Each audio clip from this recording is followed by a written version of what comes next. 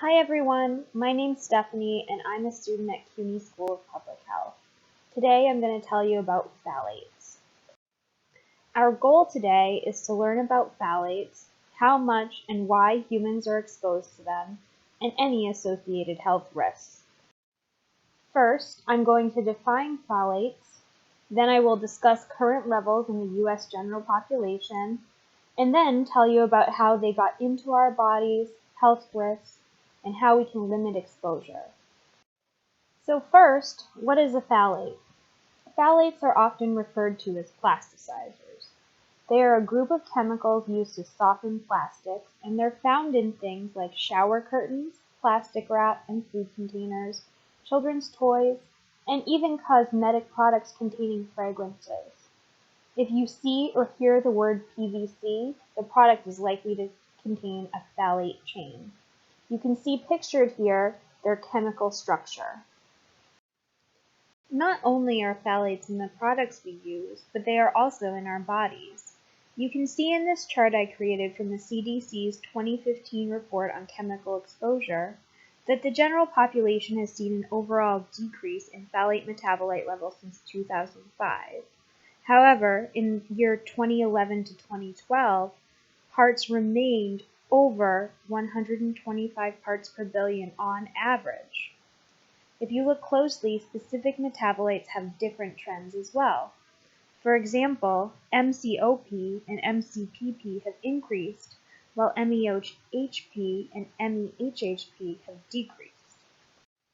So how did these chemicals get into our bodies? Well, phthalates are not bonded tightly when compounded into their products, and they break off easily into the environment.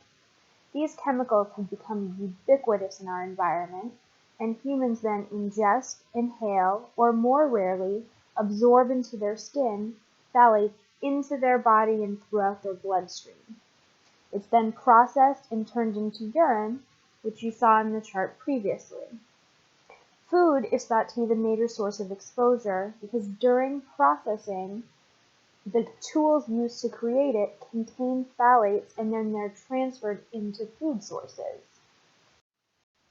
So the big question is, what does this mean for our health?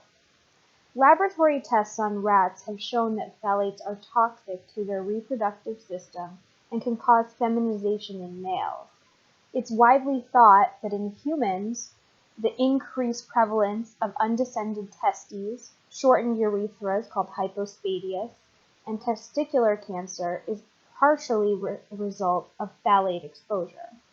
While the FDA and the CDC in the US assert that the health risks to humans are minimal, the EU has restricted their use in products that come in contact with food or could be put in the mouths of children. If you are concerned about your exposure level, there are some steps you can take to limit your risk. The Silent Spring Institute, a research group devoted to public interest science, recommends the above tips. Processing food is the way that phthalates are introduced into it, so eating fresh foods that you prepare yourself is the best way to avoid exposure. So to summarize, phthalates are chemicals that are used to soften plastics. Humans are mostly exposed through the ingestion of food, where the chemical is introduced during processing. And there are currently proven health risks to rats, and the chemicals are toxic to their reproductive systems, but nothing has been proven yet in humans. Thanks for listening to my presentation today. I hope you learned something new about phthalates, and if you want to learn more, please check out the references listed on this slide.